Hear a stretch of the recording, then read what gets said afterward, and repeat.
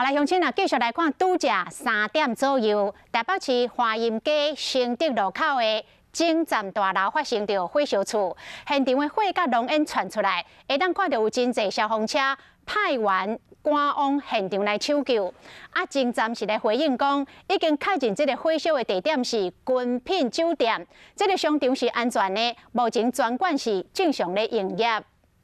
华阴街承德路口发生火灾，那我们立即派遣了22部的消防车辆，70名人员。那到3点11分到达现场，发现建筑物的西北侧有浓烟及火舌冒出。那派员进去查看，发现5楼那个君品饭店的5楼外侧的平台还有烟管及堆放杂物处起火燃烧。